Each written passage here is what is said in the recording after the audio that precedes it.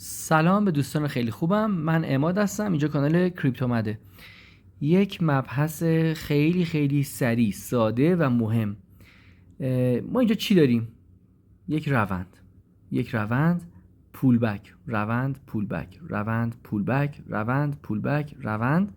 و شاید این بار باید احتیاط کنیم در پول بک خوندنش. نکته چیه؟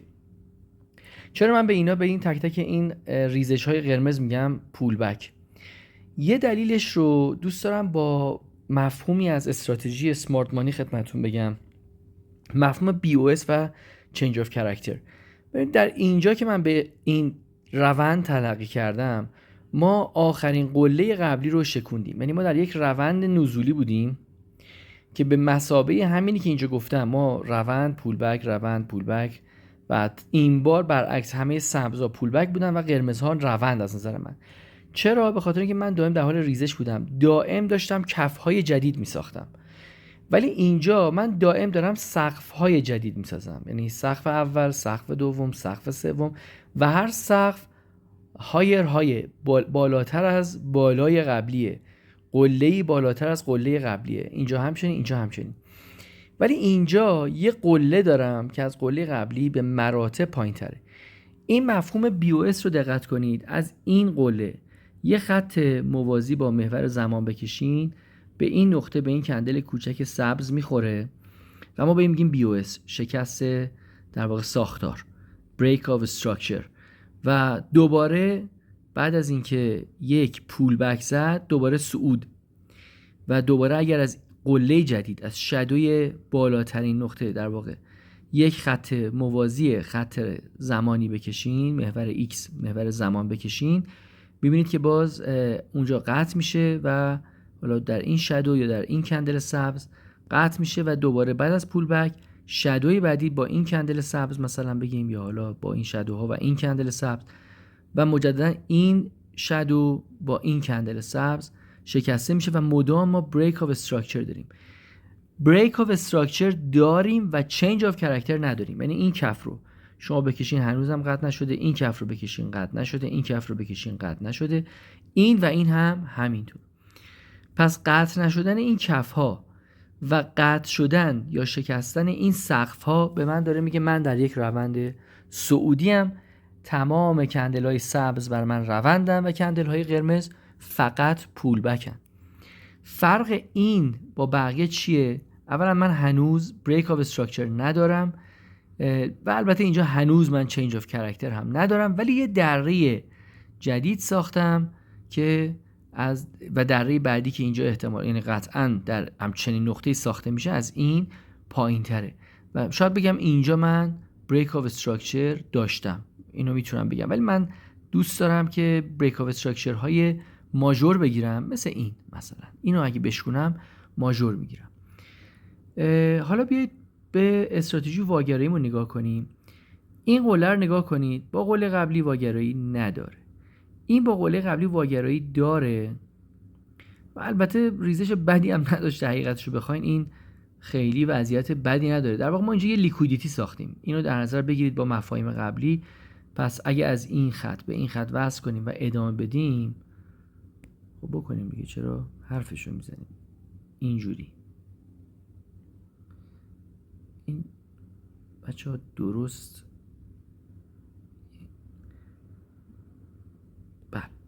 همچین چیزی. این خط خودش یه خط لیکویدیتیه و من میتونم انتظارش کنم که این خط یه جا بشکنه، لیکویدیتی زیرش جمع بشه. و این هم که یه بریک آف استراکچره، پس بازم من انتظار دارم که حتی یه پول بک دیگه زده بشه، باز ما یه ریزش دیگه داشته باشیم و این خط احتمال زیاد شکسته میشه. مفاهیم قبلی رو مرور کنیم. اینجا ما یک فیر ولیو گپ، یک ایمبالانس، یک گپ پرایس اکشنی داریم که 50% هم بخواد پرشه دقیقاً میشه زیر این خط نقدینگی.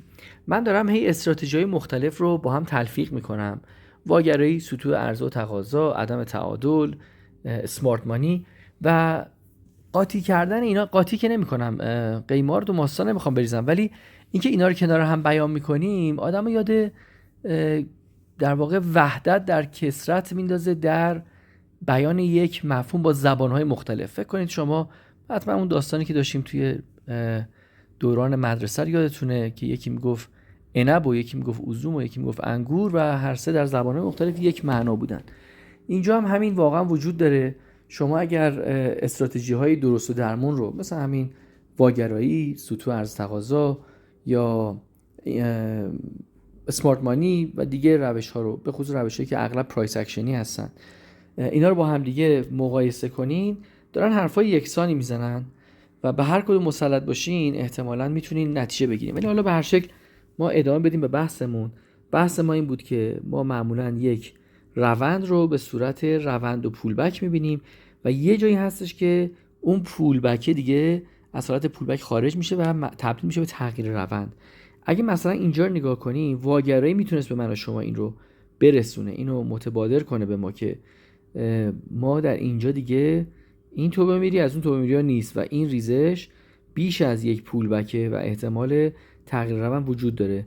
به این شکل که شما این دوتا کندل رو که نگاه میکنین، به یه ذره گل درشتش بکنیم، اینجوری میبینید که این یک کندل سبزه ولی با شادوی بلند بالا به معنای شکست خوردن گاوها و پیروزی خرس‌ها در این یک کندل و ادامش یک کندل پوششی قرمز که اوپن کندل قبل رو کاملا پوشونده، زیرش کلوز شده و برای من این نشونه کافی هست برای اینکه یه تایید لوکال چیز دیگه، کاملا یه تایید لوکاله. در اینجا هم که اصلا دیگه مووینگ هم شکسته شده و این یه پولبک هم زده و دیگه ریزش شاید بگیم اصلی اصلا از اینجا صورت گرفته. شما میتونستین در این نقطه وارد شین و پوزیشن سل بگیرید مثلا. خب این سطح نقدینگی هم که کشیدیم، حالا من پاکش میکنم، ولی این هم که انتظار ایجاد میکنه که شکسته شه، پس من از اینجا میتونستم تصور کنم که من پایین تر میام و این بالانس هم منتظر بود که روند نزولی شه که بتونه تصفیه بشه که این هم همین الان میتونه اتفاق بیفته. و اما در ادامه در کف میتونیم منتظر واگرایی باشیم که تصور کنیم که روند اصلیمون که در روز مثلا یک روند به نظر میرسه صعودی هست ادامه پیدا کنه. راجع به اون روند صعودی هم نگاه کنیم، یه روند نزولی داشتیم که فراوون پولبک هایی داشته با همون وضعیتی که الان داشتیم راجع بهش حرف میزدیم و در اینجا دیگه یک حالا بریک اپ استراکچر از اینجا، ببخشید یک چنج اف کاراکتر از اینجا هم میتونیم بگیریم، ولی حتی از اینجا هم که بگیرید، از این گره بزرگ بگیرید، یک چنج اف کاراکتر داشتیم. امیدوارم که این ویدیو هم براتون مفید بوده باشه. امیدوارم که توی چنل سابسکرایب باشین و به دوستانتون هم که فکر میکنین به این جور محتوا علاقه‌مندن معرفی بفرمایین و باز هم ممنونم از حمایتتون از این کانال که به من انرژی میده که بیشتر هر چی رو که هر روز میبینم با شما به اشتراک بذارم. بسیار بسیار ازتون سپاسگزار میشم اگر شما هم لطف کنین در حق من و از دانش خودتون در کامنت ها من رو بهره مند کنید. خدا نگهدارتون باشه.